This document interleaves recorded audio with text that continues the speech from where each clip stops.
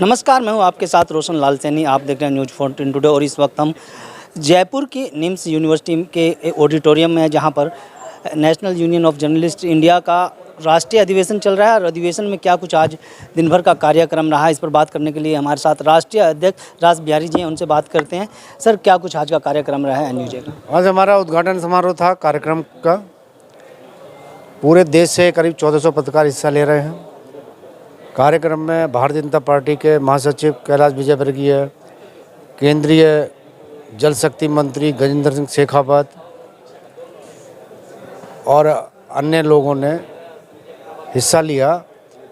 और दिल्ली से दाती महाराज कार्यक्रम में आशीष वचन देने पहुँचे। आज हमने पत्रकारों की जो रेल में जो रियायत सरकार ने बंद कर दी गई थी कोरोना काल में, उसको बहाल करने की मांग की है। हमने सभी राज्यों में एक्रेडिटेशन कमेटी बनाने की मांग की है। हमने एक मीडिया काउंसिल बनाने की बात की है। और पत्रकारों से जुड़े जितने भी मुद्दे हैं, ख़ास तौर पे छोटे और मझले अखबारों की समस्याएं हैं, पत्रकारों के उत्पीड़न की समस्या है, इस सब को लेके हमने आवाज़ उठाई है। सर, कई बार देखने को मिलता है कि पत्रकारों के साथ शोषण हो रहा है, उनके खिलाफ फर्जी मुकदमे दर्ज हो रहे हैं। उसको लेकर भी क्या कुछ रणनीति तैयार की जा रही है? हमने तो फर्जी खबरों के खिलाफ, फर्जी पत्रकारों के खिलाफ और जो पत्रकारों को तंग किया जा रहा है उसके खिलाफ भी हमने आवाज़ उठाई है। हमने सरकार से मांग की है कि नेशनल रजिस्टर पर जर्नलिस्ट बनाया जाए ताकि इससे पत्रकारों की पहचान बरकरार रह सके। बिल्कुल, देखिए, पत्रकारों की पहचान बरकरार रह सके, ये ऐसा राष्ट्रीय अध्यक्ष एनयूजे का कहना है। हमारे साथ राष्ट्रीय महासचिव भी जुड़ चुके हैं, प्रदीप त्रिपाठी जी। उनसे बात करते हैं और जानने की कोशिश करेंगे कि क्या कुछ आज के मुद्दे हैं और आने वाले, क्योंकि 2 दिवसीय यह सम्मेलन है, पहला दिन है। पहले दिन में ही करीब 22 राज्यों के पत्रकारों ने इस सम्मेलन में हिस्सा लिया है। क्या कुछ कार्यक्रम रहेगा सर, आप बताएंगे आज क्या कुछ हुआ और कल क्या रहेगा? देखिए, national union of journalist India देश की सबसे बड़ी पत्रकारों की संगठन है। और हमारे जो अभी 7 और संगठन थे ट्रेड यूनियन के पत्रकारों के, उसका भी चुनाव उसमें हमारे रास बिहारी जी अध्यक्ष कन्फेडरेशन के अध्यक्ष बने हैं। और हम लोग पूरे देश में एक पत्रकारों के लिए अलग जगाने जा रहे हैं कि हमारी जो चौथे स्तंभ की मांग नहीं है अभी संविधान में, वो संविधान में आए। और जिस तरह से 3 और खंभे हैं, उसी तरह से चौथे खंभे को मान्यता केंद्र सरकार दे और राज्यों को भी ये देने की ज़रूरत है। दूसरी बात, हम ट्रेड यूनियन के माध्यम से पत्रकारों को वो सारी सुविधाएं जो पिछले सरकारों ने जारी की थी और फिर बीच में बंद कर दिया कोरोना की वजह से, तो वो सारी सुविधाएं मुहैया कराने के प्रयास कर रहे हैं। जैसे रेलवे कंसेशन है, यात्रा में कंसेशन है, बसों में, और उनके पत्रकारों के बच्चों के पेंशन की, पत्रकारों के पेंशन की सुविधा हो राज्यों से, बच्चों को पढ़ने की सुविधा हो, स्वास्थ्य सुविधा हो, बीमा योजना हो।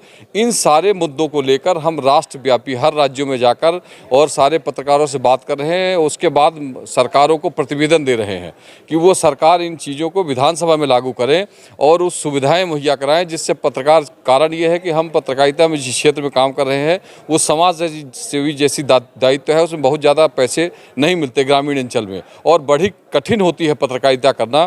कारण यह है कि हम जोखिम में डालकर जान पत्रकारिता करते हैं, और जब कोई मामला फंस जाता है तो सरकारें अपनी बैकडोर से हाथ खींच लेती हैं। तो हम सरकारों के साथ मिलकर ये चर्चा करेंगे कि आने वाले समय में पत्रकारों की स्थिति बढ़िया हो, बेहतर तनख्वाह मिले और स्वास्थ्य सुविधाएं मिले, उनके बच्चों को पढ़ने की व्यवस्था मिले, जिससे उनके भविष्य की चिंता उनको खुद को न करनी पड़े। सर, एक समस्या ये बनी रहती है, कई बार खबर लगा देते हैं, साक्ष्यों के आधार पर भी खबर होती है तो भी फर्जी मुकदमे पत्रकारों के खिलाफ किए जाते हैं। दूसरी समस्या ये रहती है, जो अब हर जगह बड़े बड़े हाईवे बन रहे हैं, स्थानीय स्तर पर जो पत्रकार कवरेज के लिए अपने ही जनपद में जाता है तो उससे भी टोल टैक्स भी वसूला जाता है। उसके लिए क्या कुछ प्रयास है? निश्चित तौर पर अभी हम लोगों ने एक प्रतिवेदन माननीय प्रधानमंत्री जी के नाम पे और केंद्रीय मंत्री नितिन गडकरी जी को सौंपा था कि पत्रकारों को जो टोल टैक्स व्यवस्था है वो छूट दी जाए, जिससे आने वाले में, चूँकि बहुत सारे पत्रकार रहते हैं जिनकी बहुत अच्छी सैलरी नहीं है और वो मानदेय के माध्यम से काम करते हैं, तो वो वाहन से आने जाने में जब उनकी प्रक्रिया होती है तो 100-150 रुपये टोल भरना उनके लिए बड़ी कठिन बात है। और रोज़मर्रा की ज़िंदगी में 100-150 नहीं, हज़ारों टोल भरना पड़ता है। तो इसलिए हम लोगों ने मांग की है। अभी सरकार ने कोई इस पर एक्शन नहीं लिया है, लेकिन आने वाले समय में हमारी तत्परता ये रहेगी कि हम प्रयास करेंगे केंद्र सरकार इसको ख़त्म करे, पत्रकारों की और सुविधा दे। दूसरी बात, हमारी जो यूनियन है प्रेस प्रोटेक्शन एक्ट की मांग कर रही है। प्रेस प्रोटेक्शन एक्ट इसलिए मांग कर रही है कि जब पत्रकार किसी क्षेत्र में जाते हैं, काम करते हैं, तो उनके साथ कई सारे माफिया और वहाँ के क्षेत्रीय जो लीडर हैं वो कहीं ना कहीं अनहोनी कर बैठते हैं।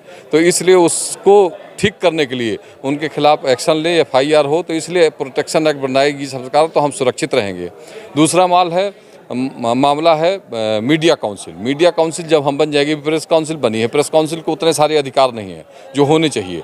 मीडिया काउंसिल बनने से हमारी जितनी सारी मीडिया है वो हमको पहचान मिल जाएगी और कौन पत्रकार है ये तय हो जाएगा। जी सर, कई जनपदों में देखा जाता है कि प्रेस भवन बड़े स्तर पर काम कर रहे हैं, प्रेस भवन है, पत्रकारों की सुविधाएं मुहैया होती हैं, लेकिन बहुत सारे जनपद ऐसे भी देखने को मिल रहे हैं जो प्रेस भवन से नदारद हैं, उनकी अनदेखी हो रही है वहाँ के पत्रकारों की। उसके लिए भी कुछ प्रयास करें?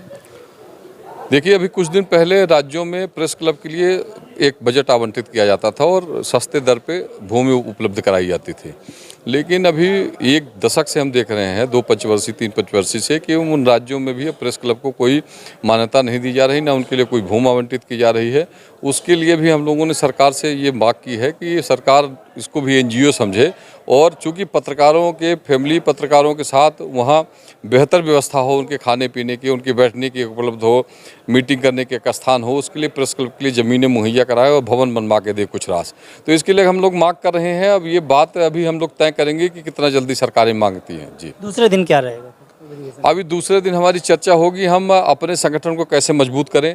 राज्यों की हमारी आज रिपोर्ट आ गई है, प्रतिवेदन आ गया है किन किन राज्यों से। हमारे जो 22 राज्य के प्रतिनिधि हैं उनसे चर्चा करेंगे कि किन कठिनाइयों के दौर से आप गुजर रहे हो और क्या बेहतर हम पत्रकारों के लिए कर सकते हैं, उस पर विशेष चर्चा होगी। बहुत धन्यवाद सर। ये थे हमारे साथ NUJ के राष्ट्रीय महासचिव, जिन्होंने न्यूज़ 14 टुडे से बातचीत में साफ कर दिया कि 2 दिवसीय अधिवेशन जो जयपुर में चल रहा है, इसमें तमाम उन बातों पर चर्चा की गई है जो पत्रकारों के हित में होगी, चाहे वो प्रेस क्लब को लेकर हो, पत्रकारों की पेंशन को लेकर हो, या फिर पत्रकारों के परिवारों के को बीमा के लेकर के हो। तमाम वे सुविधाएं देने के लिए सरकारों को एक प्रार्थना पत्र दिए गए हैं और कल भी अधिवेशन में कुछ कई मुद्दों पर बातचीत की जाएगी। ताज़ा तरीन खबरों के लिए बने रही न्यूज़ 14 टुडे के साथ। नमस्कार।